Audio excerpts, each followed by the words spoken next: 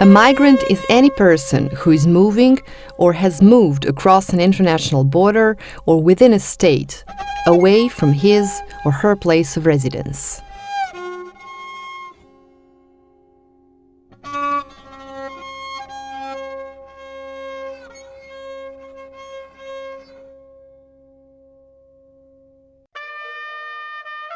Established in 1951, IOM is the leading intergovernmental organization in the field of migration and works closely with governmental, intergovernmental and non-governmental partners. With 166 member states in over 100 countries, IOM is dedicated to promote human and orderly migration for the benefit of all. It does so by providing services and advice to governments and migrants.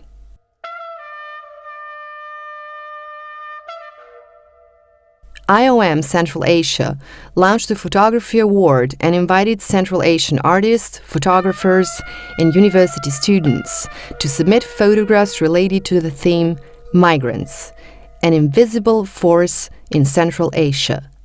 Its key goals are raising awareness on migrants' rights, enhancing tolerance, eliminating xenophobia and racism towards migrants and migrant communities.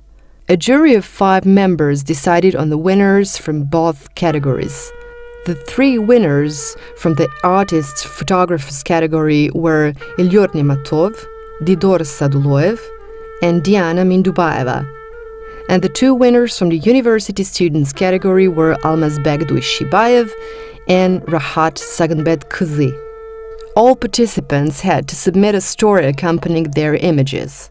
In addition to that, 2 Central Asian writers, Dr. Nafisa Abdullaeva and Yermek Tursunov, shared their own original work on the winning photographs without having seen the artists' photographers' texts. The aim of bringing story writing hand in hand with the image was to underline the openness of the photograph to different interpretations and its own invisible power to stimulate the imagination.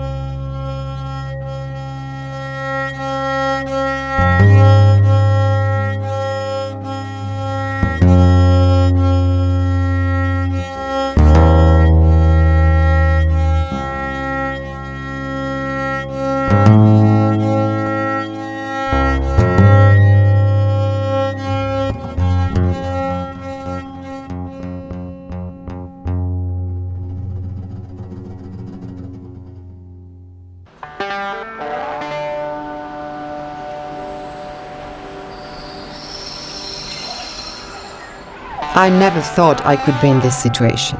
I often heard how people leave. I also knew many people who left. However, I never thought that I would leave myself, joining the stream of people called scornfully Gastarbeiters or Cherky.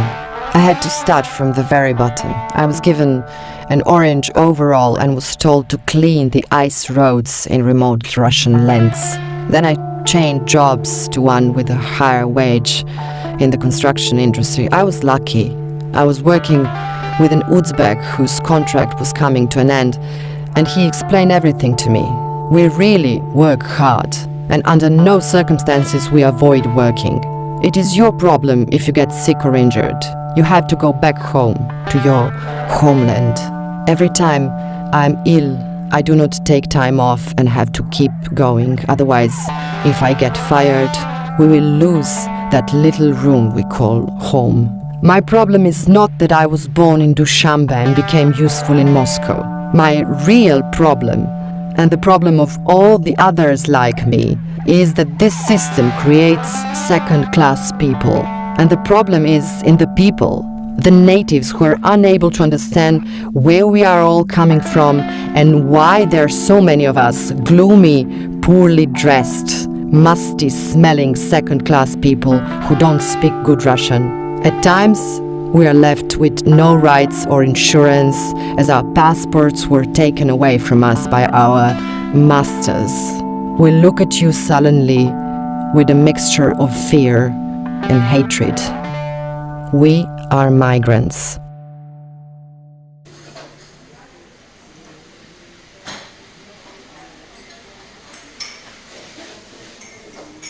I have a higher education qualification.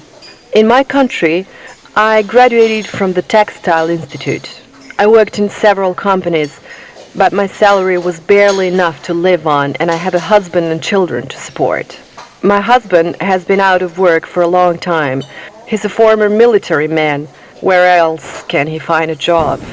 I went to Korea, where I was invited to work as a manager. However, the company I was supposed to work for has already hired someone else. Then my friend offered me her position in another company to cover her maternity leave. Before I went to Korea, I began to learn the Korean language a bit.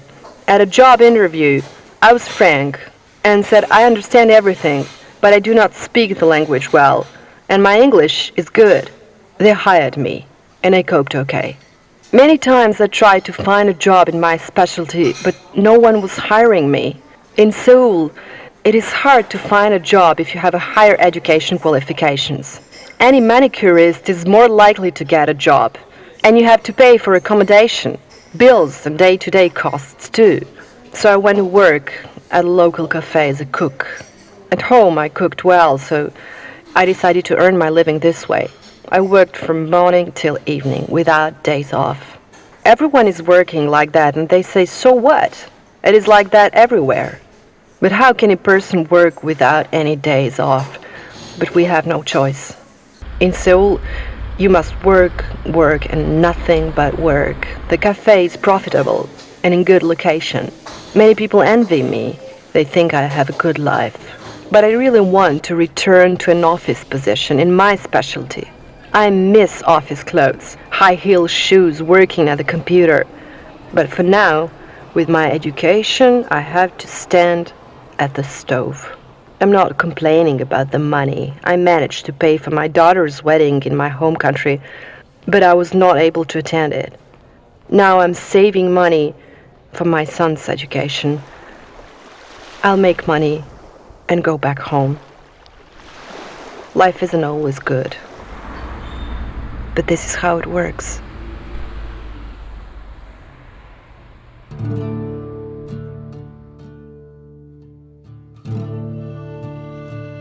Migration is a dynamic process and is inevitable. It involves both countries of origin and countries of destination and can be beneficial for migrants and societies, but only if their rights are protected.